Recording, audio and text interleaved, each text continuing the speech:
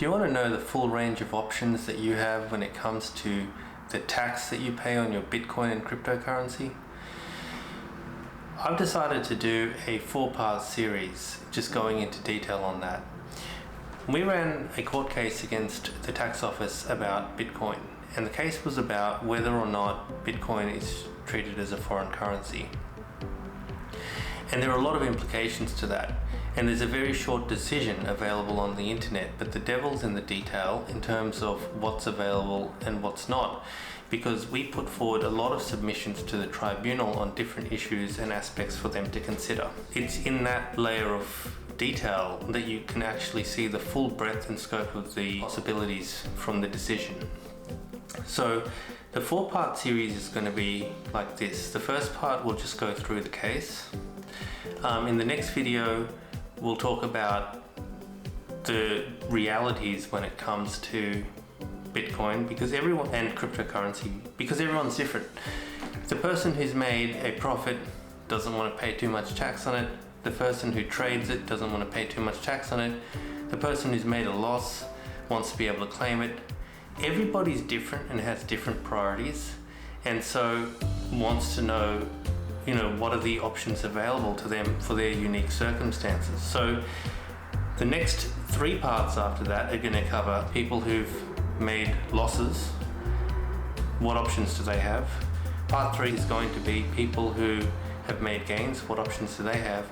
And part 4 is going to be a bit more of a technical analysis of the different options that are available thanks to the Bitcoin case and the judge's decision in that. So let's just go to the Bitcoin case itself, and I'll just give you a high-level summary, and then I'll dive into a little bit of detail in terms of what we said and what the tax office said and what the tribunal decided. The case was about whether or not Bitcoin is a foreign currency.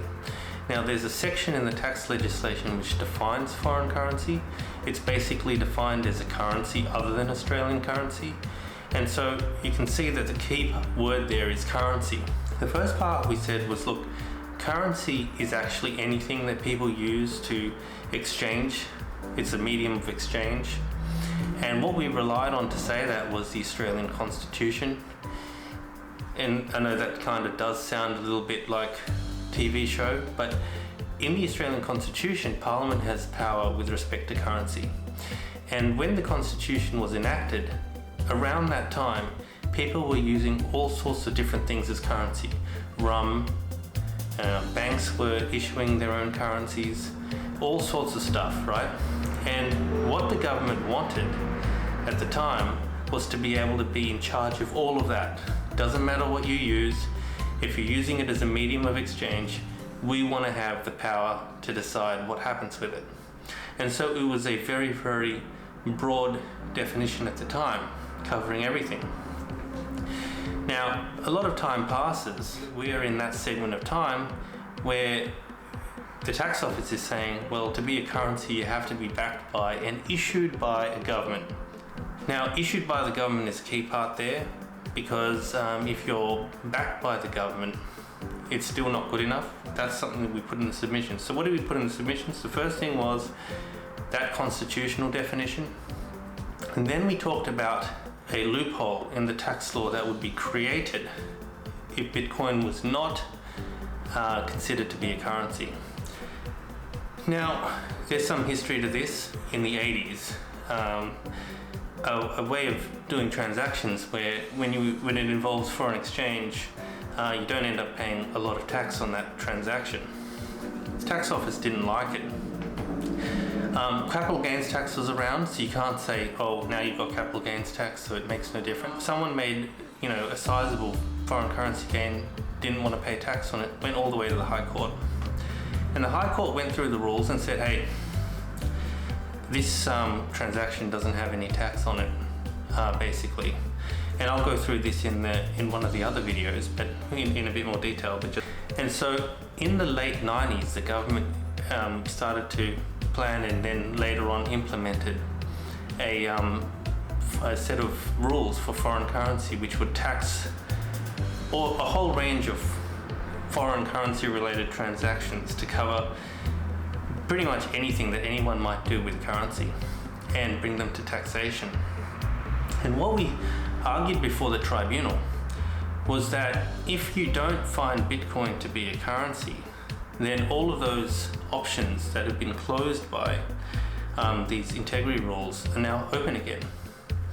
And the tribunal took all of that on board. Their judgment was that that's Parliament's problem. They said, well, Bitcoin is not a currency. And the reason they came to that conclusion was because it wasn't issued by a government. So that created a whole range of options. Now, we had also put forward a lot of evidence about people who transact in Bitcoin. It's used, lent, borrowed, people pay interest in it. It's used to invest in things. And there are plenty of court cases where people have invested using Bitcoin or whatever and had difficulties, and the courts have treated it as though someone put in money basically to an investment. So they have the context of all of those types of financial transactions and sophisticated financial transactions. And the tribunal still made that decision anyway. And we also put evidence forward to the tribunal that there were governments that were actually accepting Bitcoin at the time as well. And nonetheless, if the conclusion is that you need to be issued by a government in order to be a currency, none of that stuff matters. So that's the high watermark that we've got here. And then obviously that extends to all the other cryptocurrencies too, because unless they're issued by a government, none of these rules apply. So I'm going to put in the link below or on our website a copy of what we submitted to the tribunal and what they considered and what they found to not be the case, which you can have a read of if you like as well. Call us, you can ask us any questions about it.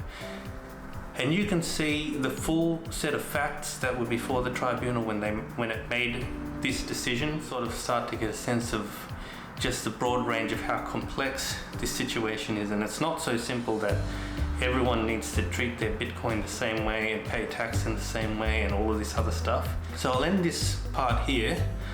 In the next little bit, I'll release the videos for the other parts.